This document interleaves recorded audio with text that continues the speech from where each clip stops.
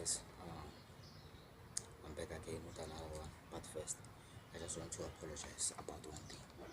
This neighbor's dog, this dog is making a lot of noise. So I apologize for that. When you hear the barking, it's not my fault. It's not my dog.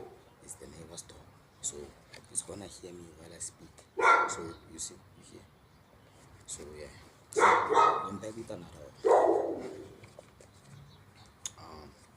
Yesterday we ended on chapter 1, part 1, which is essentials of negotiation. Let me just move back a bit. Which was the essential of negotiation. Negotiation, the mind and the heart. It's going to be very, very difficult for me to put this dog here, but I'm very sorry about that. So today we're going to look at negotiation as a core management competence. Negotiation skills are increasingly important to executives. Negotiation skills are increasingly important for executives, leaders,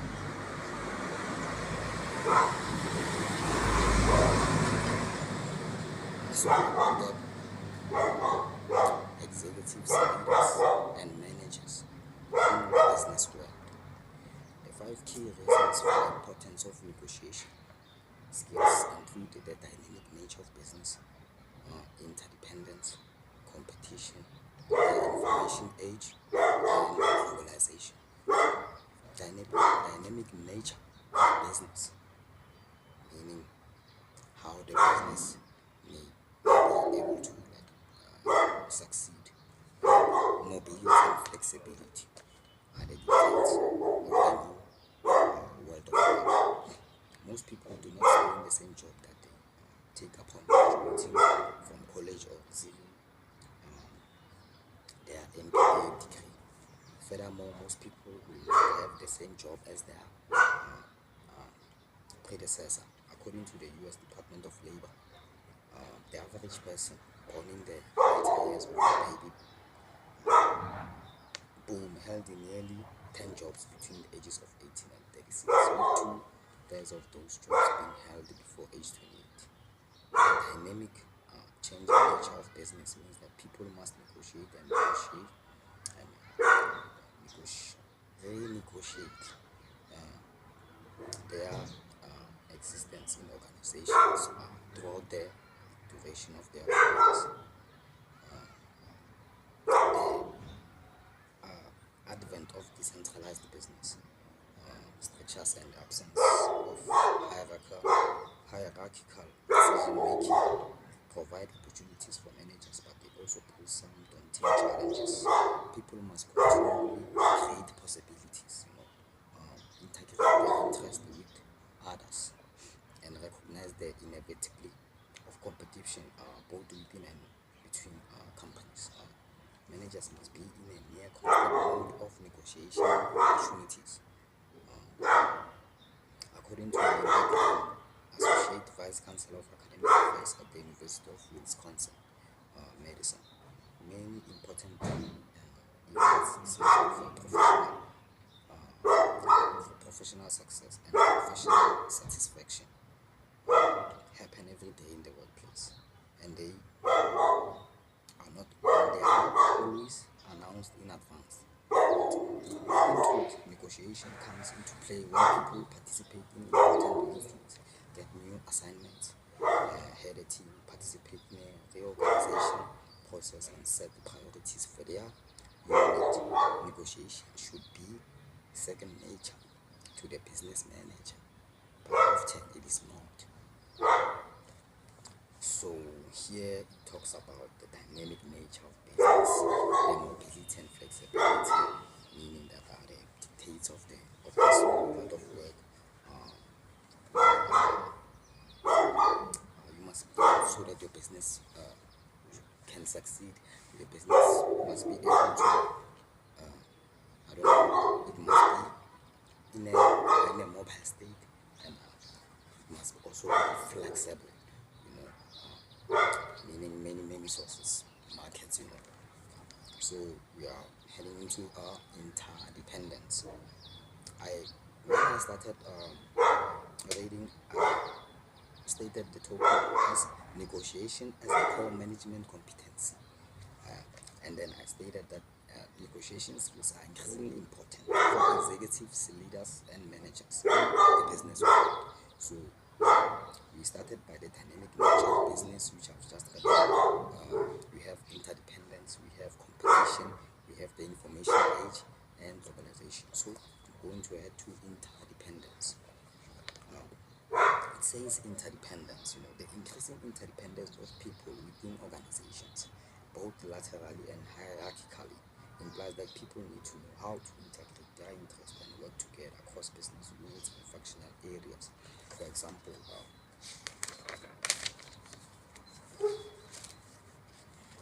example, when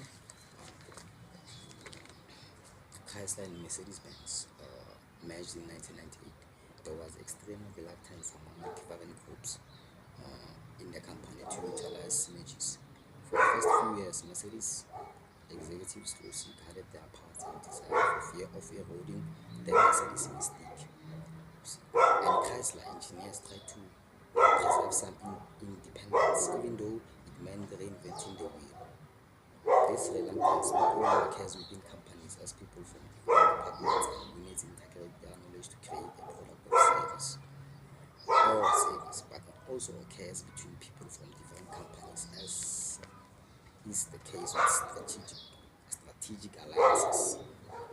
The increasing degree of specialization and expertise in the business world, implies that people are more and more dependent on others to supply the components for a complete service or product. It is unwise to assume that others have similar incentive structures, so managers need to know how to promote their own interest while simultaneously creating joint value for their organizations. This task requires negotiation. For example, consider the strategic decision of Best Buy, the electronics company that sells nearly 10% of all consumer PCs sold in the United States, to develop its own brand of PC in 2002.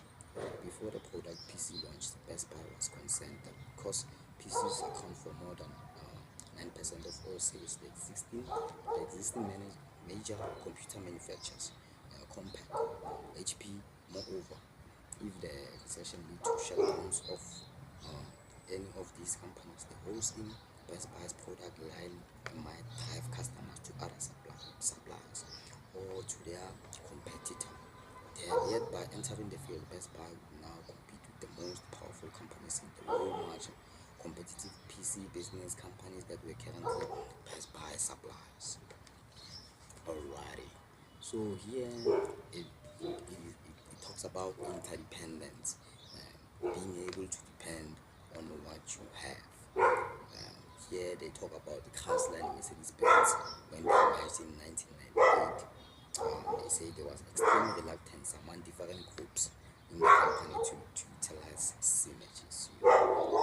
So for the first few years, Mercedes-Benz executives closely guided their cars and design so that they cannot be the design cannot be stolen or created somewhere else rather than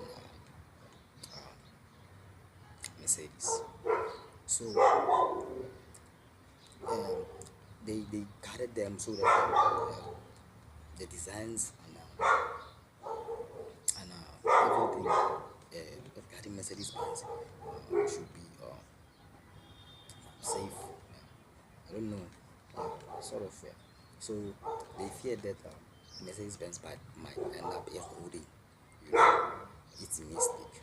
And Chrysler engineers tried to preserve some independence, even though it meant reinventing the wheel, meaning even if it meant designing the wheel again from scratch. So I'm gonna head to competition. Competition means business is increasingly competitive. Nearly 40,000 businesses filed for bankruptcy in 2002, a 10.7% increase over the previous year. Five of the nation's eight largest bankruptcies in history occurred in 2002, according to bankruptcydata.com. Sorry, and those data did not include anyone's December 2001 figure. In today's economy, a few large companies are emerging as dominant players in the biggest economy, in the biggest markets. I need to say. These industry leaders often enjoy vast economies of scale and tremendous profits. Their losses are often left with little in the way of a market, let alone a marketplace or a marketable maker. PeopleSoft, which effectively killed the previously announced merger. Bank software analysis Brian Scuba put it. The software business has become more Darwinian, meaning over the next 5 years the big will get bigger, the small will disappear. That is Darwinism. It's a law, I think, from life science. So I think they applied it here. Larry Ellison of Oracle has bluntly stated that 1,000 more tech firms must die in 1 month before making this offer of PeopleSoft. Ellison methodically mapped all possible measure permutations in his industry. This reality means that companies must be expert in competitive environments. Managers not only need to function as advocates for their product and services, but they must also recognize the competition that is inevitable between companies and in some cases between units within a given company. Understanding how to navigate this competitive environment is essential for successful negotiation. So we are in the information age. The information age provides special opportunities and challenges for the manager as negotiator. The information age has created a culture of 24/7 availability with technology that makes it possible to communicate with people anywhere in the world. Managers are expected to negotiate at the moment's notice. Computer technology, for example, extends a company's obligations and capacity to add value to its customer. Prior to 2008, 80% of transactions at Starbucks were conducted with bills and coins, among other things. This form of exchange meant that Starbucks had no knowledge about its customers. The more than 300 million people, the retail business, or the fact that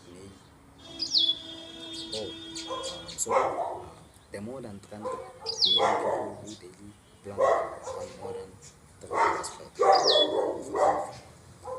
The return business, or the fact that Java junkies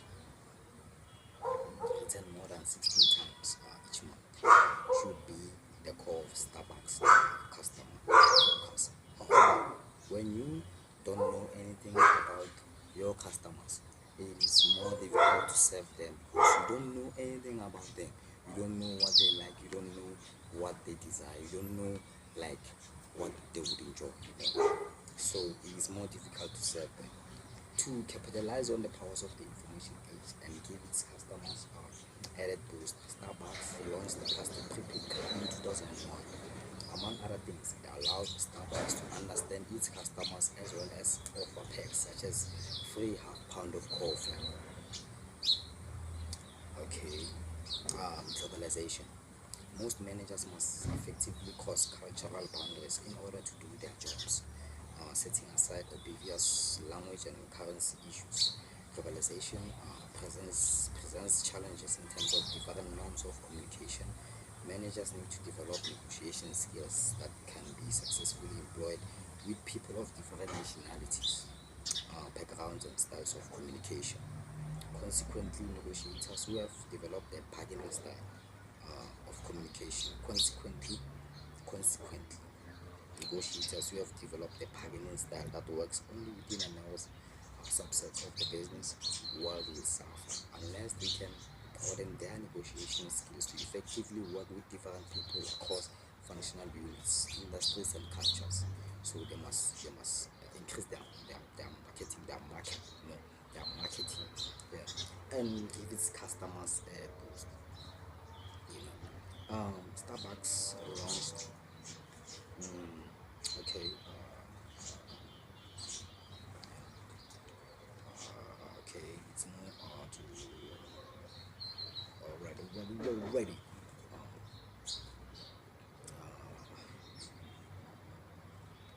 It is a challenge to develop a negotiation skill set general enough to be used across different contexts, groups, and continents, but specialized enough to provide meaningful behavioral strategies in any given situation.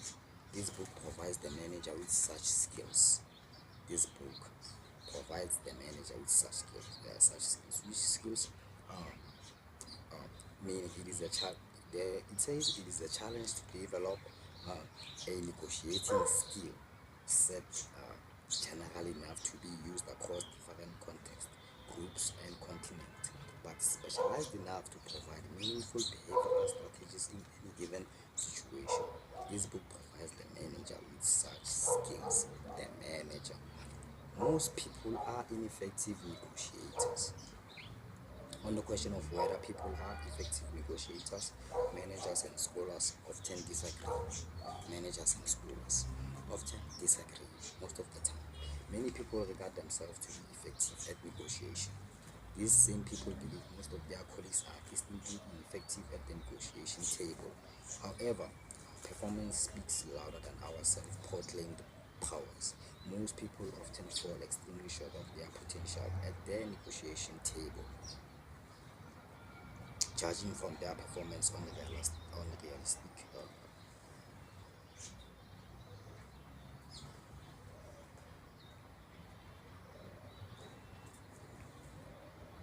Okay, many people regard themselves to be effective at negotiation.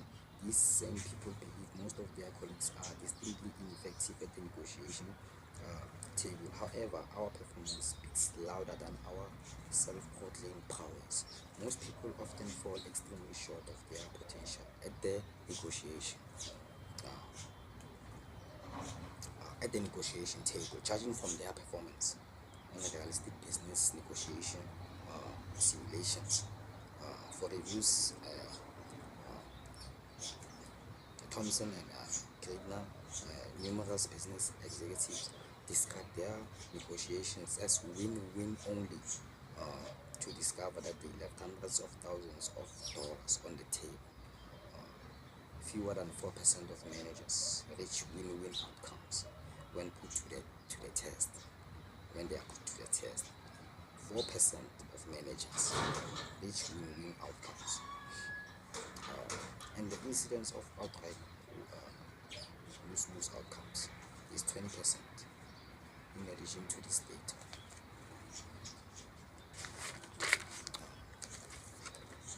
our controlled scientific investigations, hereafter referred to as CSI, which allows schoolers to interfere direct cause and effect relationships, indicate that most negotiators leave money on the table. Consider another example. Even on issues for which people were in perfect agreement, they fail to realize it 50% of the time. Yeah, 50% of the time. Moreover, we make the point several times throughout this book that effective negotiation is not just about money, it is equally about relationship and trust. You hear that? Moreover, we make the point several times, though throughout this book, that effective negotiation is not just about money, it is equally about relationship and trust. The relationship that you build with the person that you negotiate with, and the trust that you give each other to the person that you negotiate with. Negotiation and sand traps. It says in our research we have observed and documented 4 major shortcomings in a negotiation. Leaving money on the table, also known as lose-lose negotiation, occurs when negotiators fail to recognize and exploit win-win potential. That's leaving money on the table. It is also known as lose-lose negotiation. There's a win-win negotiation and there's a lose-lose negotiation. It occurs when negotiators fail to recognize and exploit win-win potential, settling for too little, also known as the winner's curse. Settling for too little occurs when the negotiators make too large concessions, resulting in a too small share of the bargaining power. Settling for too little. Walking away from the table occurs when negotiators reject terms offered by the other party that are demonstrably better than the other opinion available to them. Sometimes this shortcoming is traceable to hubris or overweening pride. Other times it results from gross miscalculation. Settling for terms that are worse than the alternative, also known as the agreement bias. There are people coming here, you're gonna hear voices, but ignore them. Concentrate on me, on my voice. Um, Walking away from the table occurs when negotiators reject terms offered by the other party that are demonstratively better than the other opinion available to them. Sometimes the shortcoming is traceable to hubris or overweening pride. Other times it results from gross miscalculation. Settling for terms that are worse than the alternative, also known as the agreement bias, occurs when negotiators feel obliged to reach agreement even when the settlement terms are not as good as their other alternatives. Settling for terms that are worse than the alternative, also known as the agreement bias, occurs when negotiators feel obligated to reach agreement even when the settlement terms are not as good as their other alternatives. So this book teaches you how to avoid these errors, create value in negotiation, and get you the share of the bargaining power. Reach agreement when it is profitable to do so, and quickly recognize when agreement is not a viable option in a negotiation. So I've just went to most people are ineffective negotiators. Now I'm heading to why people are ineffective negotiators. The dramatic instance of lose-lose outcomes, the winner's case, walking away from the table, and the agreement bias raise the question of why people are not more effective at the bargaining table. Because negotiation is the importance for personal and business success. It is rather surprising that most people do not negotiate very well. Stately, starkly, is it just does not make sense that people will be so poor at something that is so important for their personal and business life. The reason is not due to the lack of motivation or intelligence, or on the part of negotiators. The problem is rooted in three fundamental problems: cruelty, feedback, satisficing, and self-reinforcing incompetence. That's the reason why people are ineffective negotiators. The reason is not due to lack of motivation or intelligence on the part of negotiators. The problem is rooted in three fundamental problems: faulty feedback, satisficing, and self-reinforcing incompetence. Faulty feedback. Most of us have plenty of opportunities to negotiate, but little opportunities to learn how to negotiate effectively. As we will see, arguably the most important component of learning is feedback. Three things about feedback are key, which are accuracy, immediacy, and specificity. Specific pronunciation, guys. There's no master of pronunciation. That's what I know. So bear with me. Accuracy, immediacy, and specificity. Specificity. The problem is not lack of experience, but the shortage of timely and accurate feedback. Even those people who have daily experiences in negotiation receive little feedback on their negotiating effectiveness. The absence of feedback results in two human biases that further prevent negotiators from optimally benefiting from experience. The first problem is the confirmation bias, or the tendency for people to see what they want to see when appraising their own performance. The confirmation bias leads individuals to selectively seek information that confirms what they believe is true, whereas the confirmation bias may seem perfectly harmless. What they believe are it results in a myopic view or reality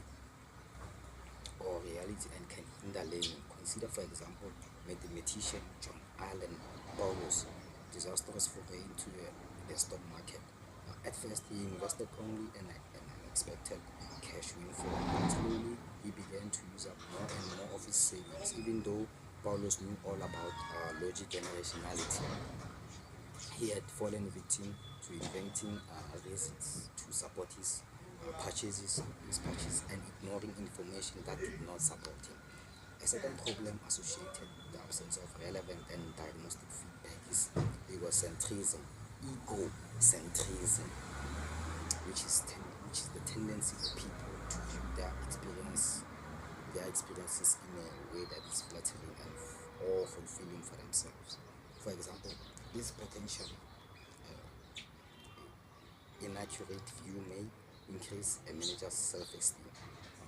However, in the long run, it does a disservice by preventing a manager from learning effectively. For example, egocentrism and the suspicion of reality certainly influenced by executives at Citigroup.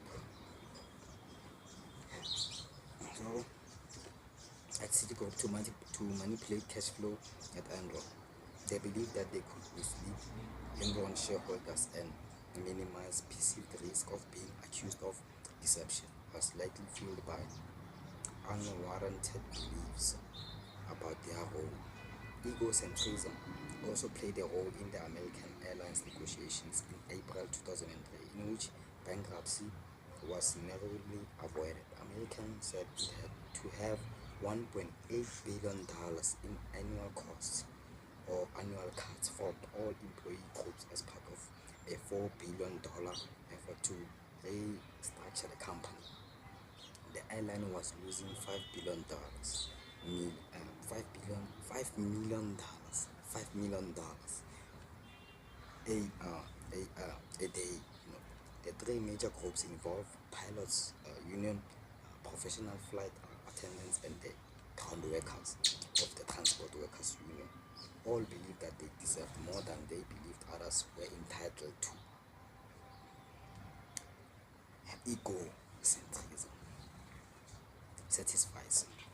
The second reason why people often fall short in negotiation is due to human tendency to satisfies. According to the Nobel laureate Hobson, satisficing is the opposite of optimizing. Satisficing is the opposite of optimizing, according to the Nobel laureate Hobson in 1955.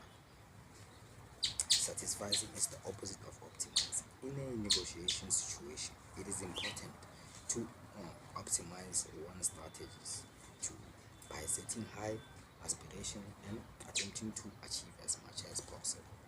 In contrast, when people satisfice, they settle for something less than they could otherwise have. For example, NKB settled for $10 million from Storm Ventures and Venture Associates in venture financing. CEO of NKB, Lawrence Thompson, comments that it was exactly the valuation they asked for, meaning that maybe we did not ask for enough.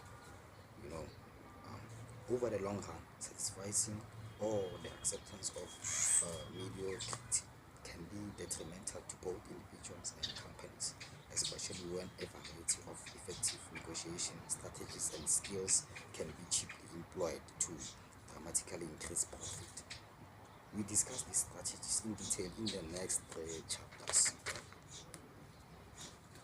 Alrighty. Self-reinforcing incompetence. To achieve and maintain effectiveness in the business world, people must have insight into their limitation. The same is true to negotiation. However, most people are blissfully unaware of their own incompetence. Danning, Johnson, and Lager and Kruger in 2003.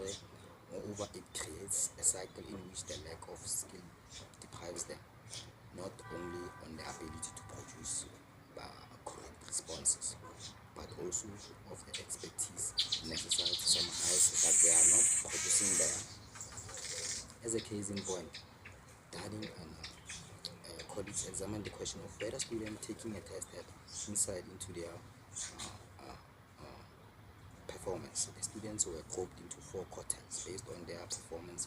The lowest performing quartile greatly overestimated their performance on the test. Even though they were actually in the 12th percentile, they estimated themselves in the 60th percentile. So you put yourself at the very back end, and it should not be like that. You should not reinforce yourself like that. They were in the 12th percentile, but they estimated themselves in the 60th percentile.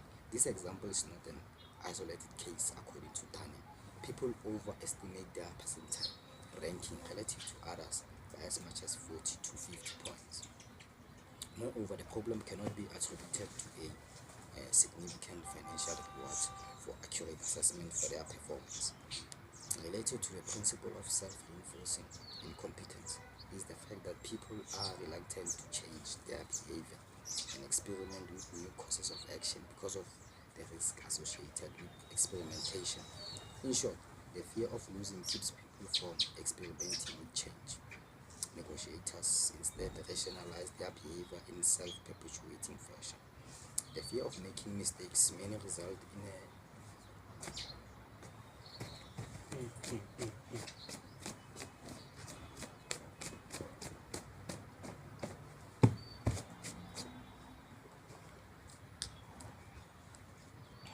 so about that.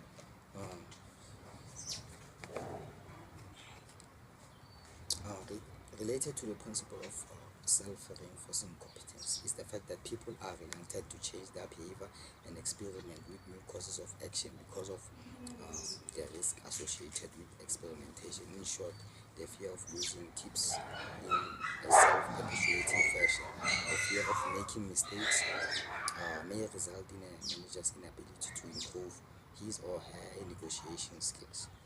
In this book, we remove the risk of experimentation by providing several exercises and clear demonstration of how changing one's behavior can lead to better results in negotiation.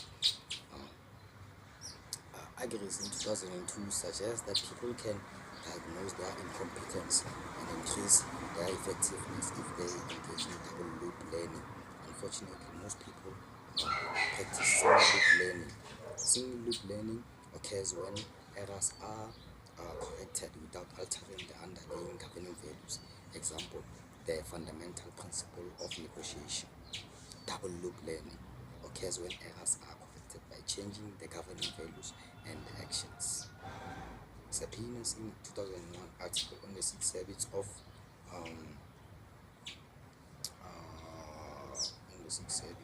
governing values and 6 habits of nearly effective negotiators makes the point about working with the right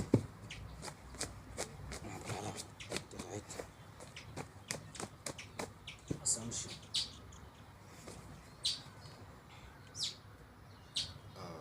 Makes the point about working with the right assumption.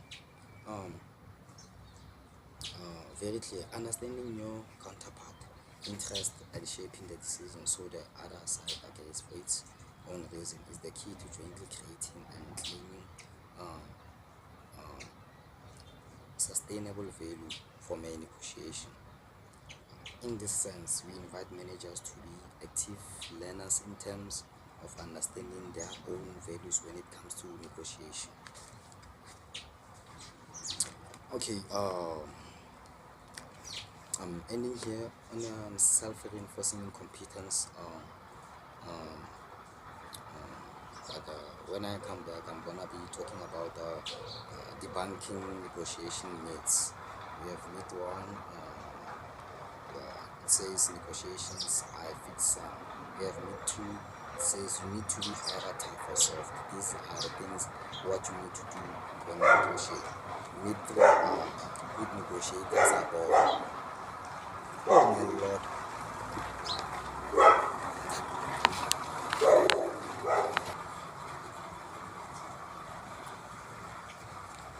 Oh guys, I had to pause the video because of the noise. I don't know what are they going with.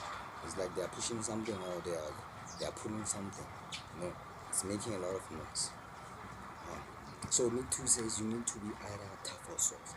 Mid 3 says good negotiators are born. Mid 4 says experience is a great teacher. We're gonna be talking about those when I come back on part 3. This is part 2. But it is still in chapter 1. It is still part. I think it is still part 1. Yeah. Part 1. Mid 5 says, and good negotiators take risks. Good negotiators, they take risks so that they see what the outcome of the risk was. Mid 6 talks about good negotiators rely on intuition, what their mind tells them. And we're gonna be talking about the learning objectives, the mind and so I've walked you through a lot. I've talked about why people are ineffective negotiators. We have faulty feedback, we have satisficing, we have self-reinforcing competence.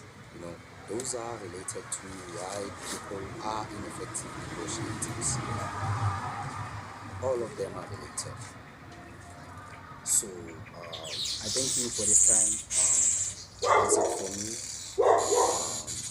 Thank you very much. Have a well and a blessed day. That's it for me.